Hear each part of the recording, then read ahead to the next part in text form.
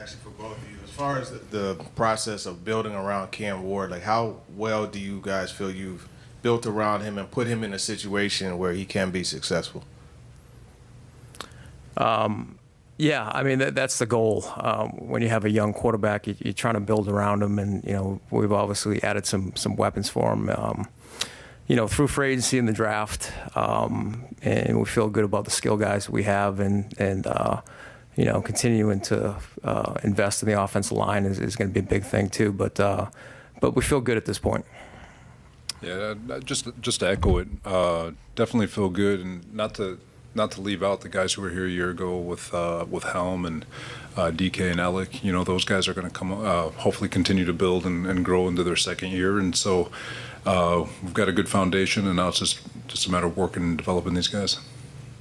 Robert, you got a lot of experience on your coaching staff, obviously. Was there much of a self-scout in the offseason heading into training camp from the coaching standpoint, kind of what guys liked, didn't like, what you liked, didn't like? Yeah, you're constant communication with all the, whether it's Daboll with the quarterback or defensively, and just the things that looked good and just the overall structure of what we're trying to accomplish. And we'll self-scout again going through training camp. So you're always evaluating, you're always trying to look inward, you're always trying to break things down, and looking forward to this training camp and all the different work we're going to get, not only with ourselves, but along with San Francisco, Seattle, Chicago. Those will be really good evaluations for us also.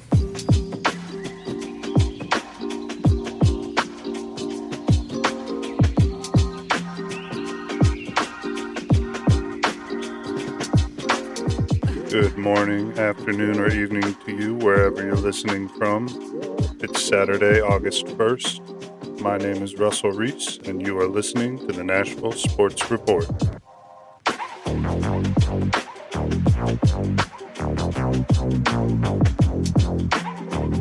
We started today's show with a clip from the Titans' introductory training camp press conference featuring GM Mike Borgonzi and head coach Robert Saleh. There will be plenty more on the Titans today, as we're going to do a complete overview of everything that has happened since last season, catch you up as we head into training camp. But first, a little bit of other Nashville sports news. Nashville SC lost last weekend to Orlando, 1-0. They were again shorthanded with a few people being out, and fought valiantly, in my opinion at least. It was too bad they couldn't come away with a draw. They head again to D.C. tonight for a 6:30 match against D.C. United. The Nashville Sounds are at home facing Charlotte currently. They are 54-45 and 4.5 games back of the Memphis Redbirds. On Tuesday, they head to Memphis for a 6-game series that could put them right back in the thick of things. All right, on now to our season review, preview, cliff notes, whatever you want to call it. We're going to get you up to speed on the Titans and where things stand with them. Previously on the Tennessee Titans, they finished last season at 3-14. That would be tied for the worst record in the league. Unfortunately, due to tiebreakers, they ended up with the 4th overall pick instead of the 1st overall pick. Head coach Brian Callahan was fired after week 6, and Mike McCoy replaced him as the interim coach to see out the season. First order of business for the Titans this offseason was to get a new head coach and coaching staff in place. GM Mike Borgonzi eventually settled on Robert Saleh, who we heard in the clip at the start of the show. Coach Saleh is a defensive-minded head coach. He was recently the head coach of the New York Jets 2 seasons ago, went back to the 49ers where he was the defensive coordinator for them last year. He is known for a defensive scheme that is heavy rotation along the front line. They rarely blitz. They like to use 4 players to get after the quarterback, usually have the secondary in a zone coverage, like a cover 3 or quarters. This whole thing he preaches is fast and violent. He wants to keep guys coming in waves. He wants to get after the quarterback. And he has said that he will be calling the defense on game days this year, which is not something he previously did as the head coach of the Jets in his last head coaching tenure. Coach Saleh was able to bring in Brian Daboll, former head coach of the New York Giants, as his offensive coordinator. Daboll was fired last year by the Giants. He was previously, before that, the offensive coordinator of the Bills. He is known primarily for having developed young quarterbacks, specifically Josh Allen with the Bills, who is now a perennial MVP candidate. And when Daboll was the head coach of the Giants last offseason, he wanted to draft Cam Ward, current quarterback of the Titans, and he now gets to work with him here. It seems like that was one of the big draws for Daboll coming in. On the defensive side, Saleh has tapped his longtime mentor Gus Bradley to be the defensive coordinator. Bradley first hired Saleh in Seattle when he was the defensive coordinator. Then when he became the head coach of Jacksonville, he brought Saleh in there as well. Bradley will be another mind who knows the system and can implement it with the team moving forward. Finally, special teams coordinator John Bones Fossil was retained from the previous staff. He was hired at the beginning of last season and immediately turned around a woeful special teams unit and produced a all-pro returner in Chim Dike. Also this offseason, the Titans completely rebranded their look. They are moving to what they call the Titans blue as the primary color. It's an homage to the old Oilers uniforms, the Columbia blue that they had. They also updated their logo, removing the flames from the famous flaming thumbtack logo, removing some of the shading as well, and changing the colors to their new color scheme. That new logo will appear on new white helmets, which are replacing the old Navy helmets the Titans had. Additionally, they've created some other secondary logos, fonts, and watermarks that will be a part of the branding as well. I'll include a link to the Titans branding page that they've released with this rebrand down in the description so you can take a look at all that. But that is not all the Titans uniform news that's happening.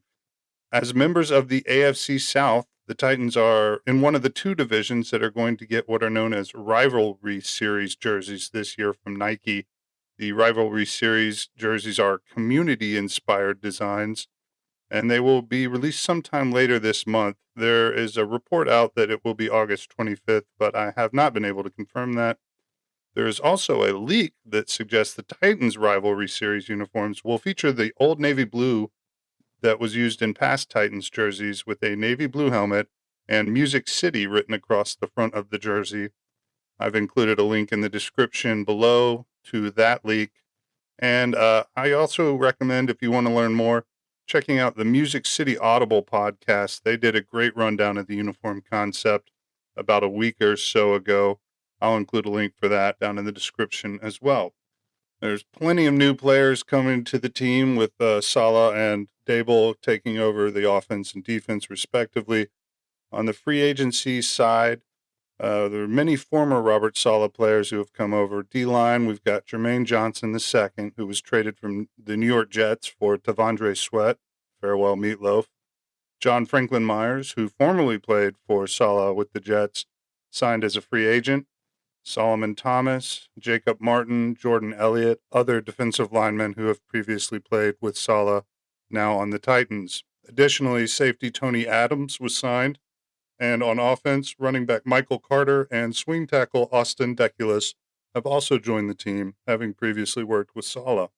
Former Daboll players include wide receiver Wan'Dale Robinson, tight end Daniel Bellinger, both formerly of the Giants, center Austin Schlottman, cornerback Cordell Flott, also both of the Giants, and quarterback Mitch Trubisky, who played under Daboll in Buffalo.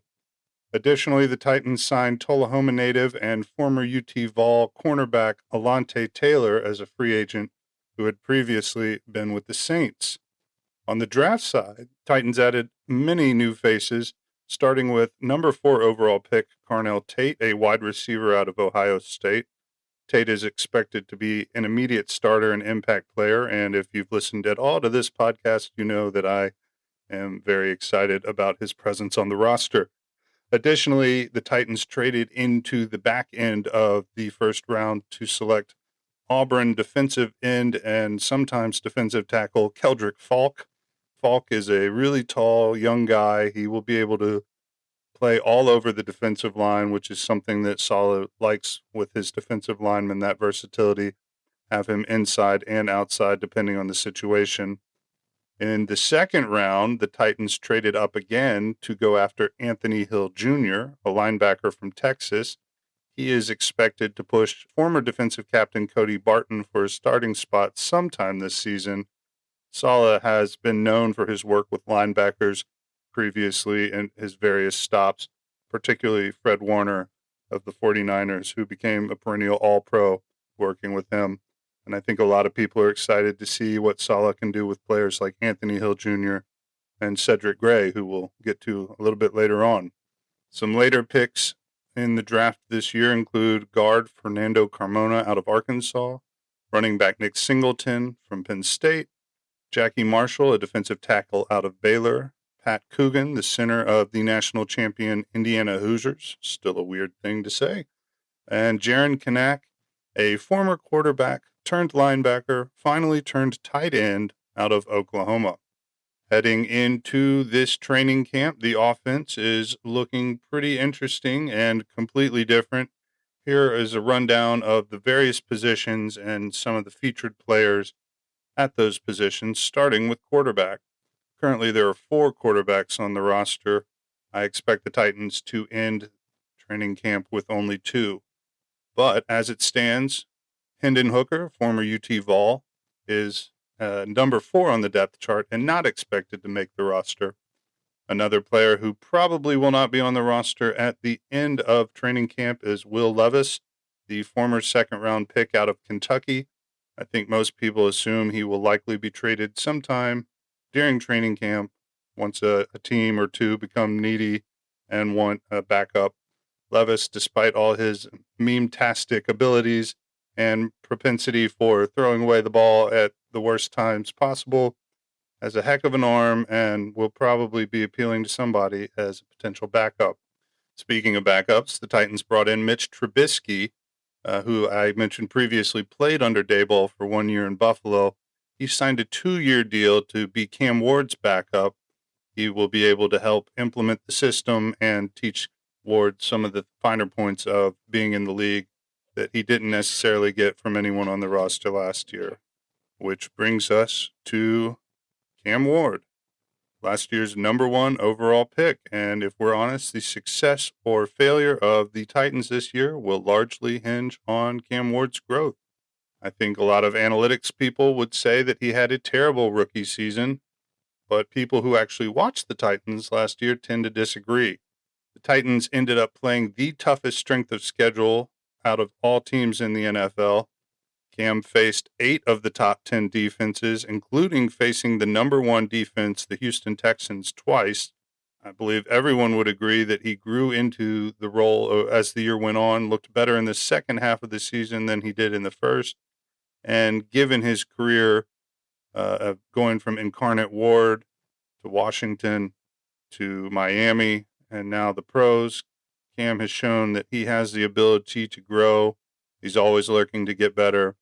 And I have full faith that we will see a much improved and much more comfortable Cam Ward heading into year 2. One thing that could make his life a little less comfortable, and something that I would say is probably the biggest question mark on the offense this year, is the offensive line in front of Cam. The left side of the line, the left tackle Dan Moore and left guard Peter Skoronski should be okay. Skoronski, in fact, is more than okay, but I think after being somewhat ridiculed being signed last offseason, Dan Moore has shown that while he might not be an elite left tackle, he can get the job done, and sometimes that's all you need.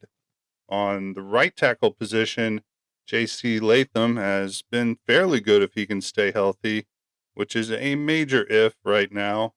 But the real question marks on this unit are the center and right guard. At center, the starter appears to be Austin Schlottman. The man mentioned previously came over after spending 2 years under Daboll in New York. Positive is that he knows the system. However, this is his 9th year in the NFL, and he has never been a starter before. I wonder if that will matter, if he will be able to maintain the longevity of a 17-game season, having never played that many before.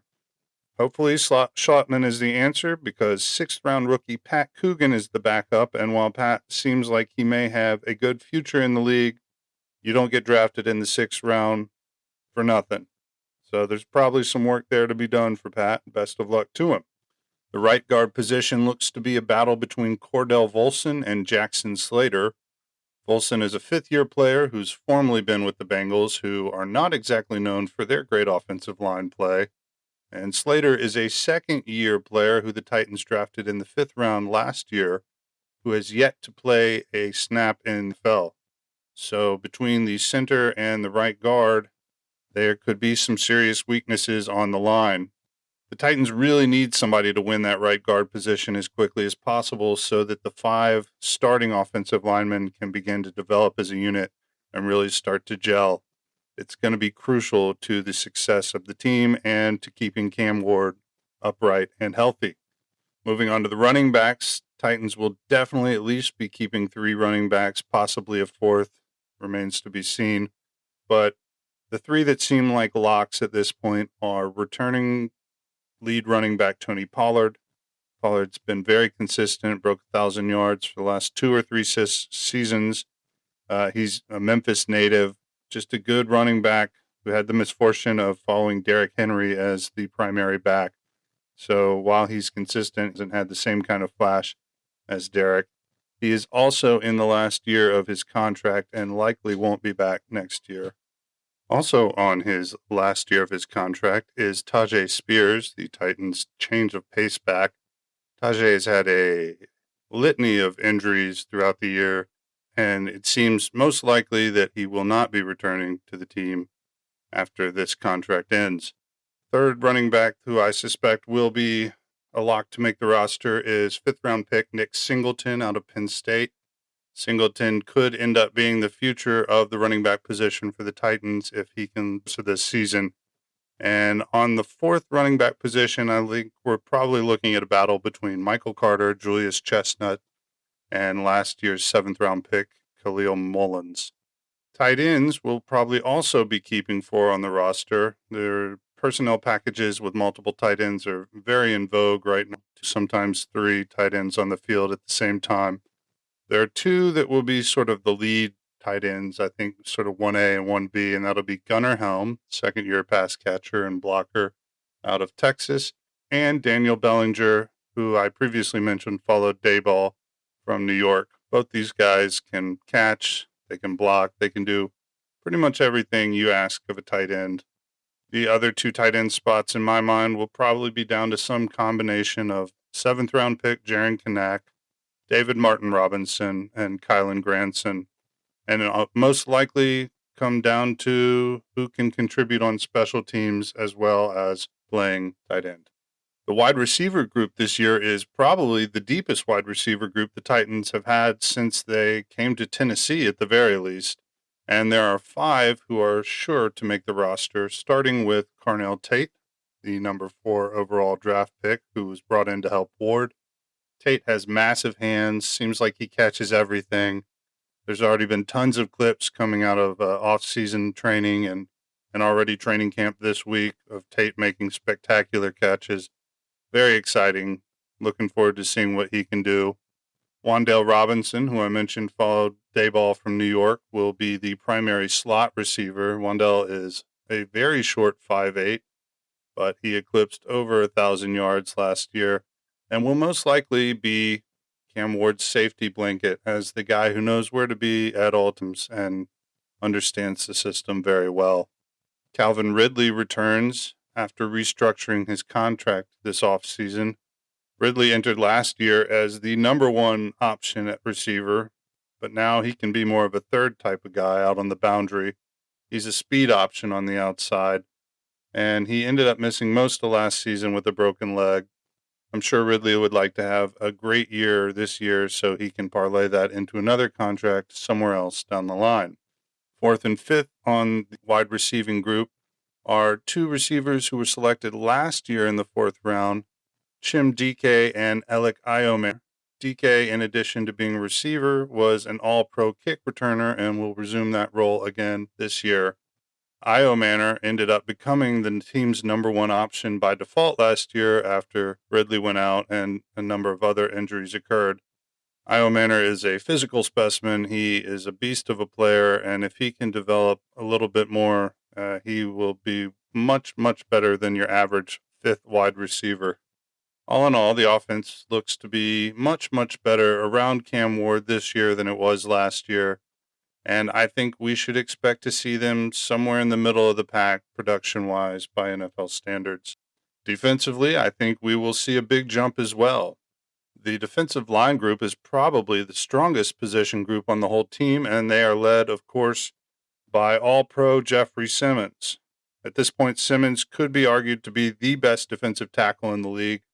He signed an extension this offseason that briefly made him the highest-paid defensive tackle in league history until last week when the Eagles beat that with an extension for their defensive tackle, Jalen Carter.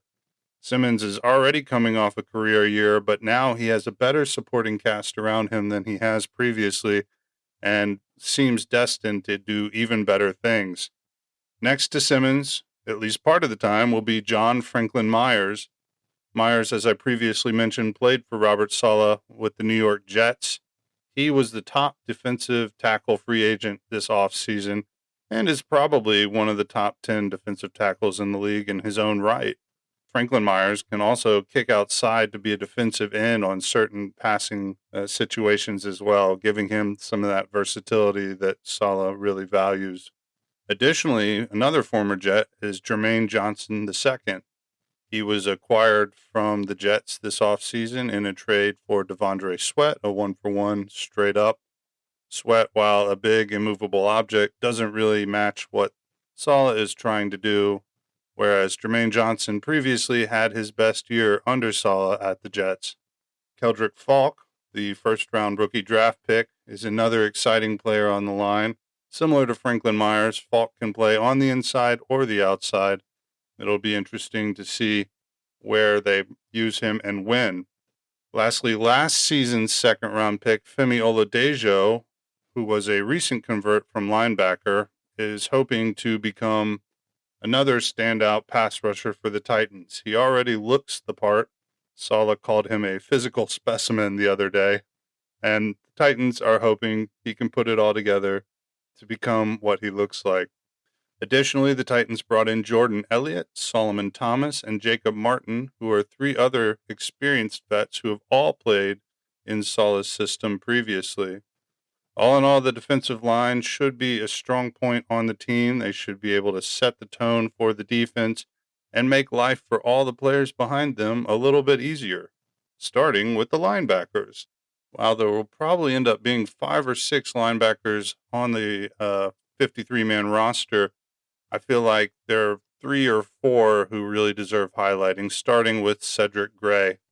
This is Gray's going into his 3rd season, but last year he really broke out with 160 total tackles, which was the 5th most in the NFL. Gray looks like shooting into superstardom, and with the addition of Saleh and Saleh's history with linebackers, the sky's the limit for Gray. Cody Barton was a captain last year as a middle linebacker, and he plays more of a coverage style than Gray does, but he will be pushed by Anthony Hill Jr., this year's second-round pick, who's a very similar type of player, but perhaps a little bit more versatile and a little bit better at most of what needs to be done. Finally, James Williams Sr., a former 7th-round pick out of Miami, is a converted safety who could also provide lots of help in the pass coverage in the middle of the field as a linebacker. Speaking of safeties, the Titans have at least 3 notable safeties. Longtime Titan Amani Hooker will be the starting strong safety, as he has been for at least 4 years now. He most likely will be paired with Kevin Winston Jr., a 3rd-round pick out of Penn State last year, who's projected to be the starting free safety this year. And then Tony Adams, who previously played for Saleh in New York, will come in as the third safety when needed. On the outside, cornerbacks have improved on the starting front, but the depth is really hurting. In fact, if we have too many injuries at corner, it could get ugly pretty quick. The Titans brought in Cordell Flott, who played for Daboll in New York, signed him to a 3-year deal to be a boundary corner. Additionally, Alante Taylor, I mentioned the Tullahoma native, signed as a free agent, also to a 3-year deal, and will also play on the boundary or the outside. And Marcus Harris last year's 6th-round pick, will be the starting slot cornerback. This Harris pick continues a tradition of Mike Borgonzi finding starting-level cornerbacks in the later rounds of the draft, as he was known to do in Kansas City as well. All in all, the defense, who was middle of the pack last year, should make a large jump, and I wouldn't be surprised, honestly, if we see them as a top 10 defense by the end of the year. This is a very talented team, but injuries could get to them. A few key injuries to cornerback, maybe lose a safety, and the defense could struggle. But with the front seven that they have, particularly along the defensive line, I think that they will be able to mask some of those issues on the back end of the defense. And I think that we should be looking at a pretty exciting Titans defense. Saleh has been known to get top 5 defenses within a couple of years of arriving at whatever team he's at.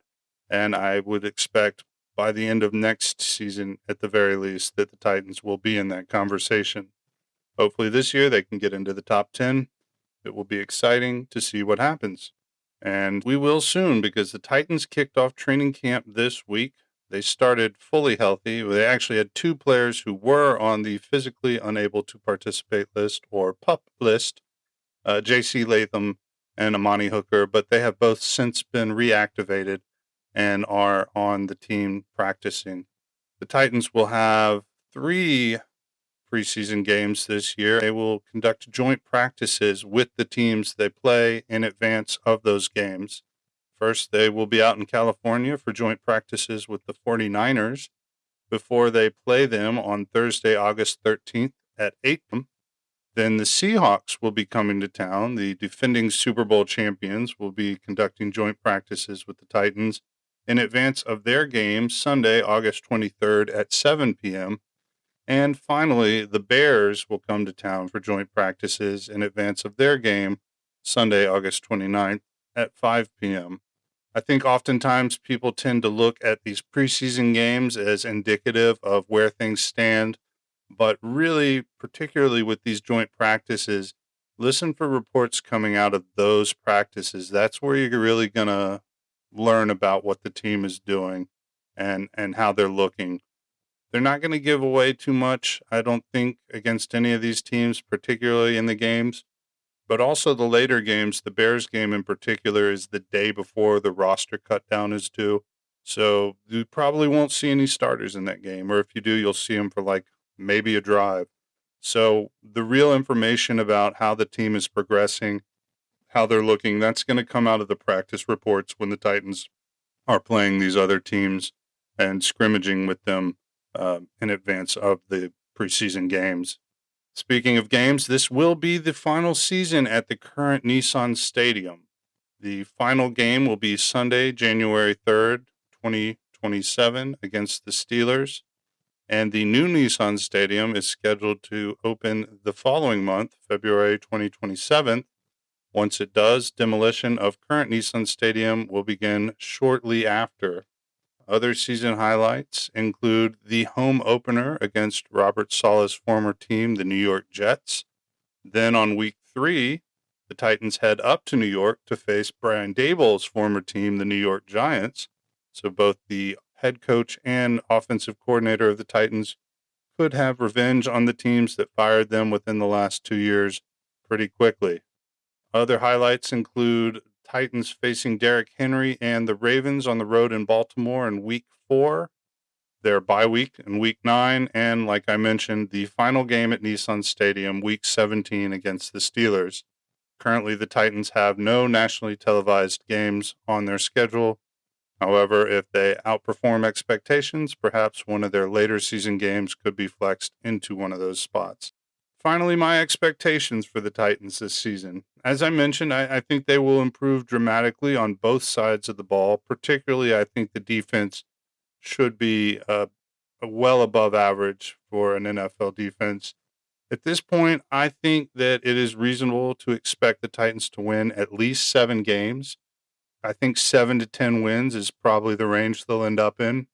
I referred to former guest Matthew Sullivan's aggregate simulations, and they also put the Titans at roughly 7.2 wins.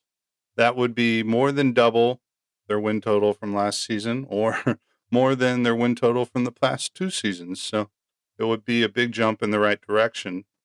I think if the Titans could end up on the high side of that 7 to 10 win range, they would be looking at potentially fighting for a playoff spot. They could fall short, but if they get 10 wins, that would have been good enough to get them in last season and I believe the season before as possibly the winners of the AFC South. I think Houston and Jacksonville will be pretty strong this year, particularly Houston. Their defense continues to be strong, and if C.J. Stroud can figure out whatever's been ailing him, they could be an even more formidable opponent. But if the Titans can have 9 or 10 wins this season, they could be looking at sneaking in as a wild card. Either way, I think that they will position themselves well for next year to be fighting for a playoff spot as they enter into their new home stadium. All right, well, that's the show for today. Thank you for listening. I appreciate it. Looking forward to this Titans season. As always, we'd love to hear from you. We are on Twitter and Blue Sky at NSH Sports Report. There's also a link down below where you can contact us. If you want to come on, if you want to hear a certain conversation, whatever it might be, reach out, let us know. We'd love to have you on, love to talk to you. Yes, you, I mean you. Come on and let's talk. Otherwise, hope you have a great weekend. Thanks for listening.